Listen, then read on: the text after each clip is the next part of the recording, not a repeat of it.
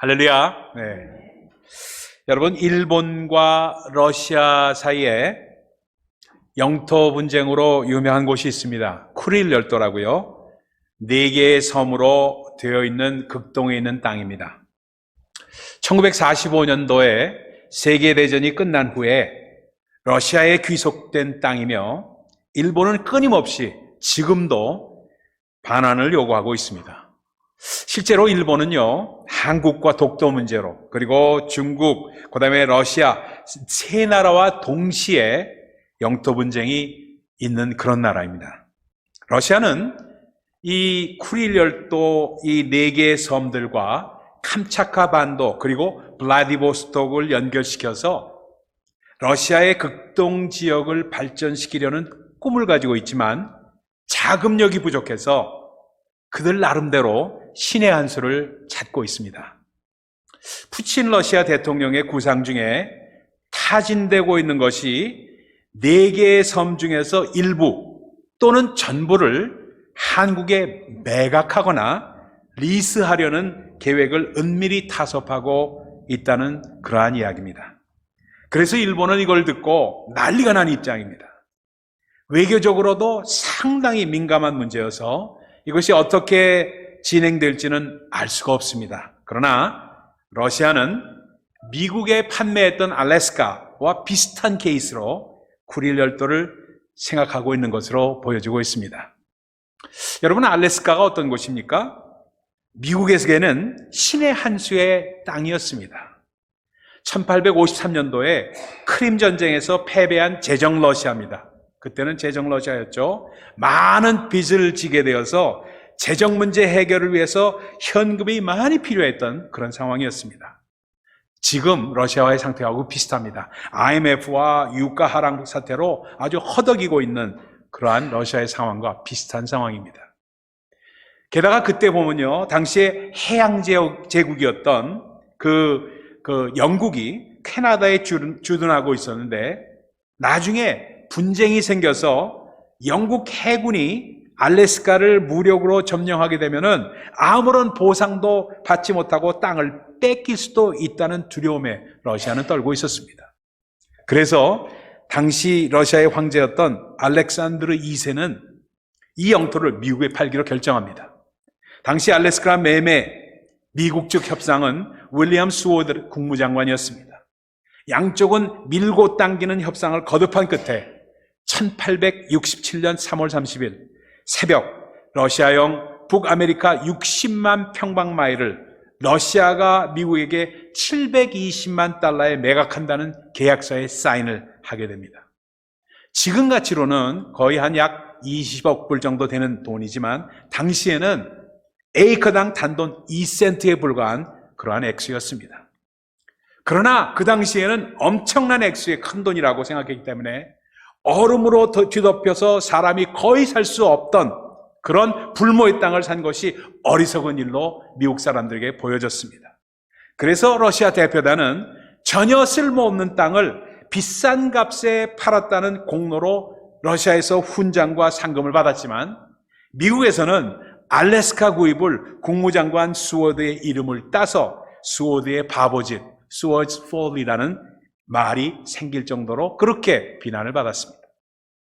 알래스카를 사고 나자 미국 의회가 들고 일어난 것은 물론 온 나라가 들썩거렸습니다. 언론까지 합세해서 그 당시에 대통령이었던 앤드류 존슨, 린든 B. 존슨이 아닙니다.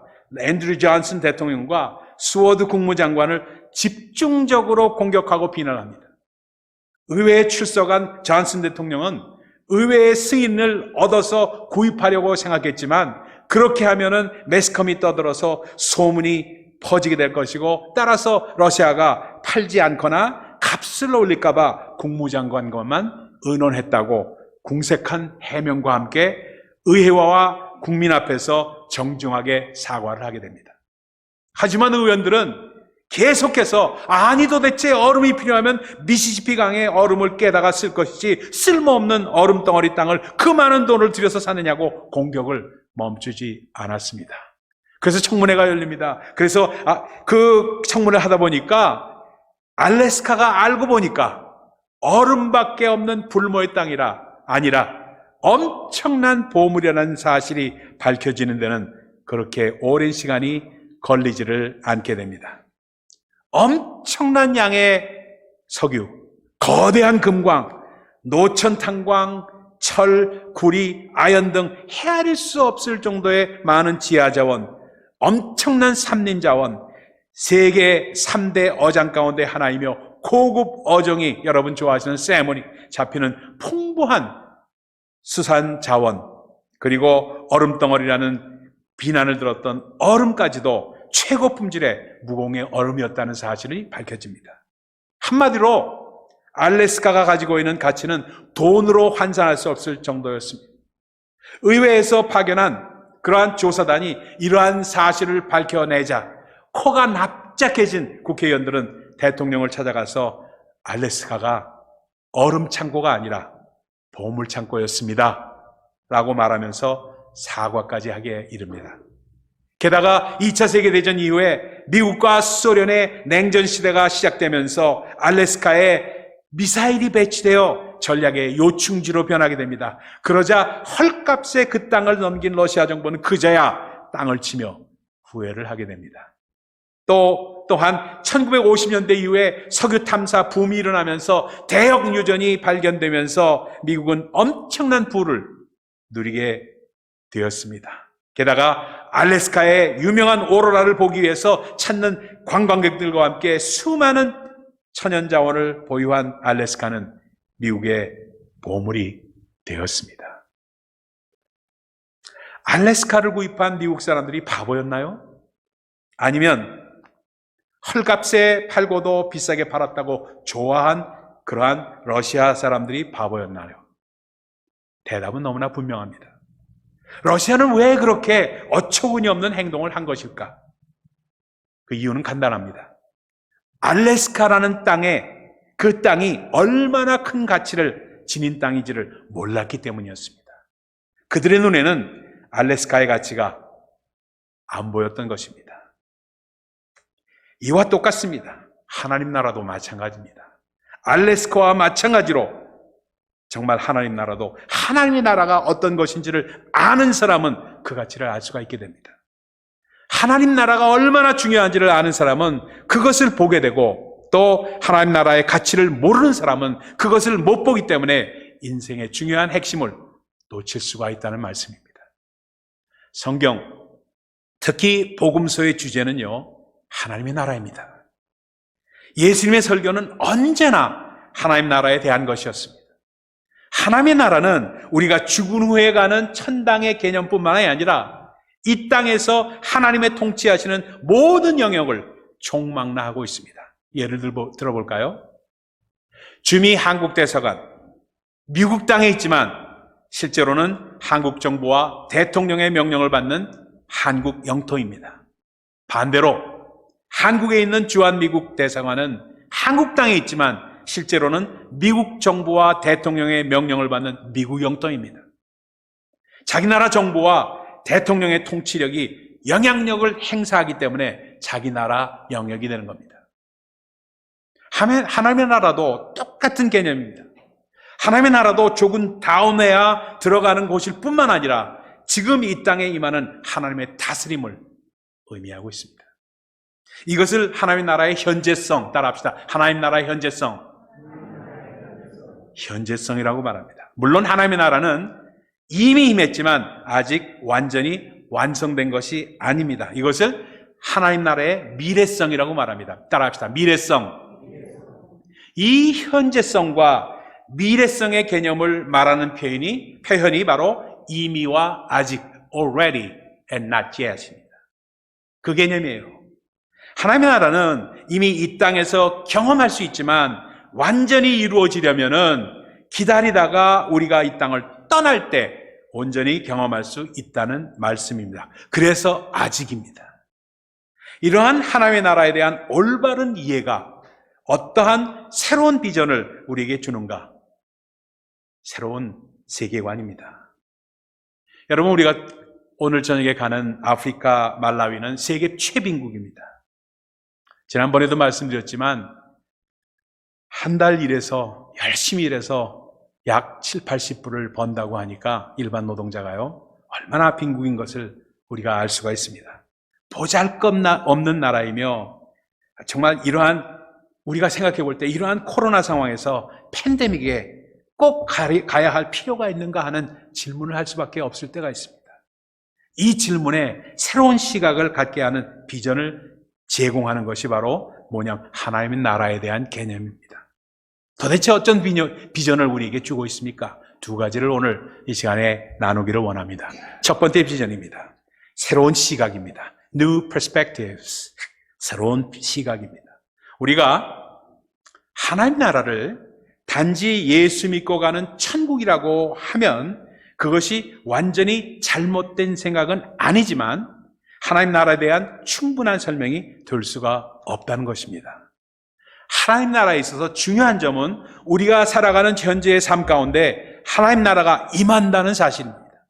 우리가 하나님께서 우리 자신을 다스리도록 우리의 주인의 자리를 내어드리기만 하면은 이 땅에 살면서도 하나님의 나라를 우리 가운데 얼마든지 경험할 수 있게 된다는 사실입니다. 하나님께서 우리의 마음을 다스리면은 우리 삶에 하나님 나라가 임합니다. 하나님께서 우리 가정을 다스리시면은 우리의 가정이 하나님의 나라가 됩니다. 하나님께서 우리의 교회를 다스리시면은 우리 교회는 하나님의 나라가 됩니다. 아멘.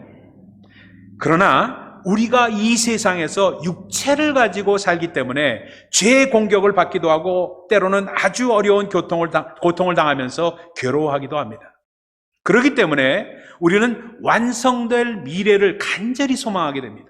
그날이 오면 주님께서 이 세상을 심판하시고 우리는 영원한 하나님의 나라에 들어갑니다.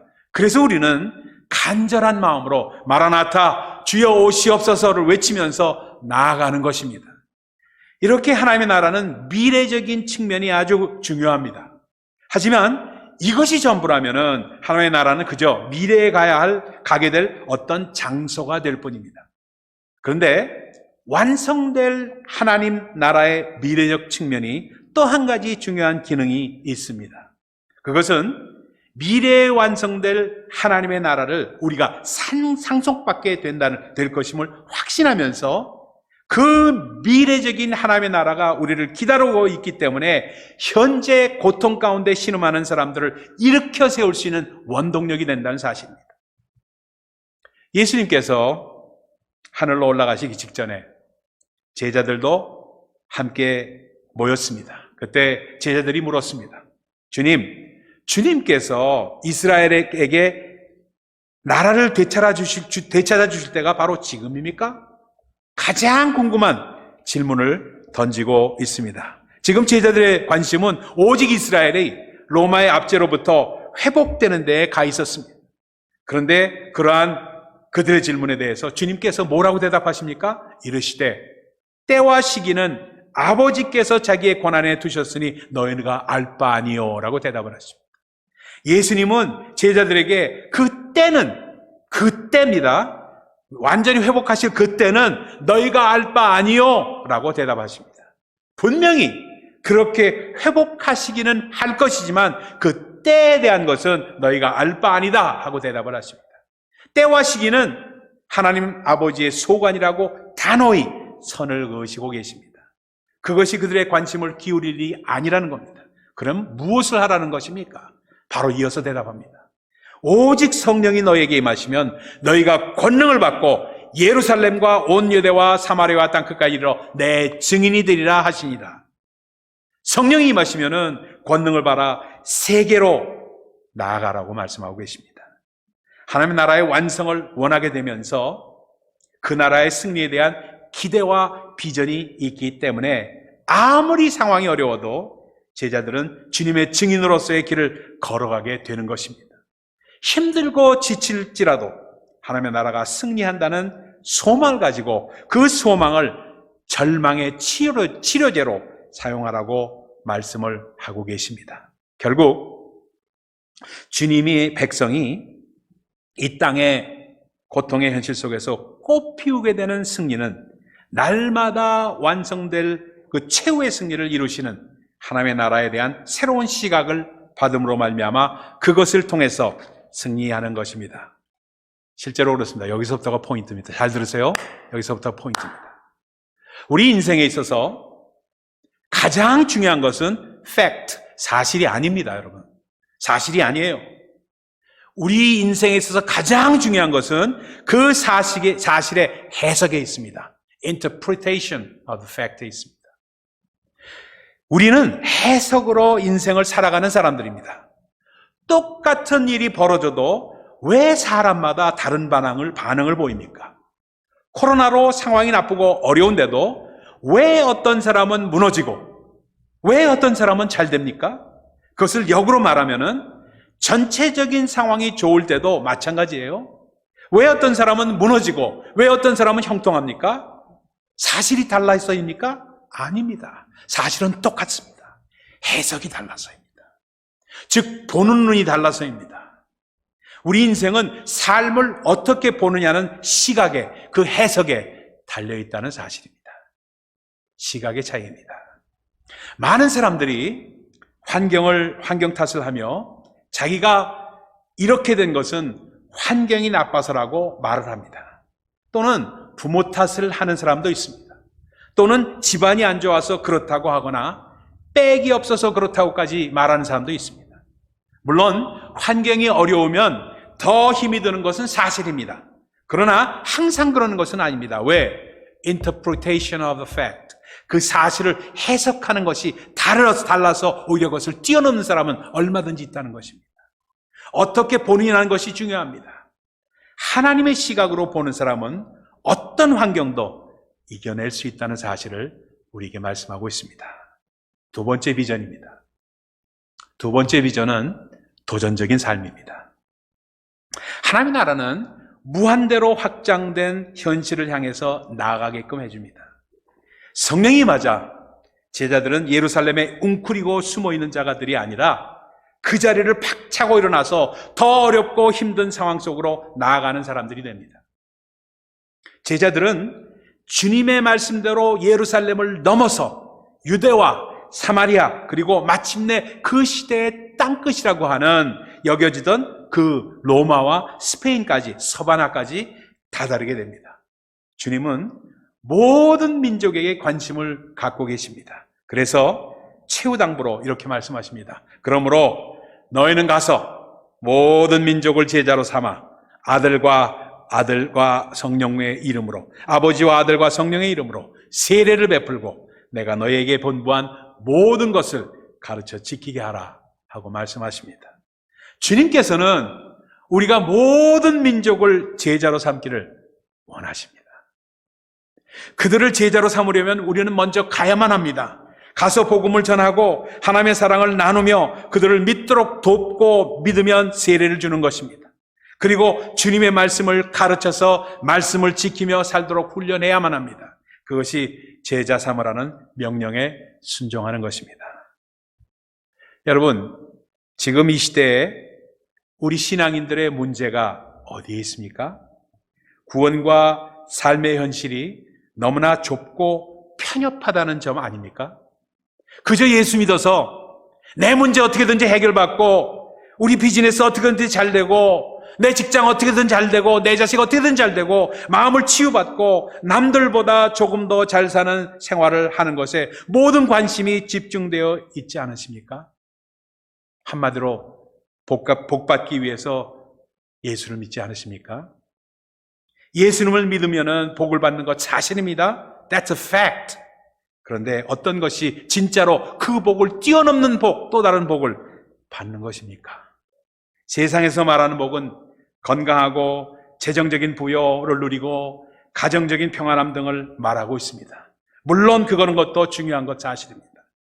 그런 것들은 그러나 모두 이 세상에서 다 끝나는 것들입니다. 이 세상을 떠나는 날 아무 필요도 없고 소용도 없게 되는 그러한 것들이 될 수가 있습니다. 그렇기 때문에 우리는 영원히 남을 것을 사모해야만 합니다. 하늘복이 중요합니다. 아주 필요합니다. 그런데 진짜로 복을 받는 길은 주님의 명령대로 가서 제자를 삼는 삶을 사는 것입니다. 예수님께서 내 죄를 사하시고 나를 구원하신 것을 감사함으로 받아들일 뿐만 아니라 그렇게 구원해 주신 데에는 뜻이 있음을 깨닫고 아직 구원받지 못한 주변의 사람들과 땅 끝의 민족들도 주님을 알고 구원받을 수 있도록 힘쓰는 삶, 그것이 가장 복받는 길이라는 것입니다. 여러분, 지금은 어느 때보다도 우리가 온 세상을 통치하시는 주님께서 이끄시는 하나님 나라의 비전으로 우리가 불타올라야 될 때입니다. 나 중심의 이기적이고 개인주의적인 신앙생활이 아니라 이웃들을 향해서 나아가야 할 때입니다.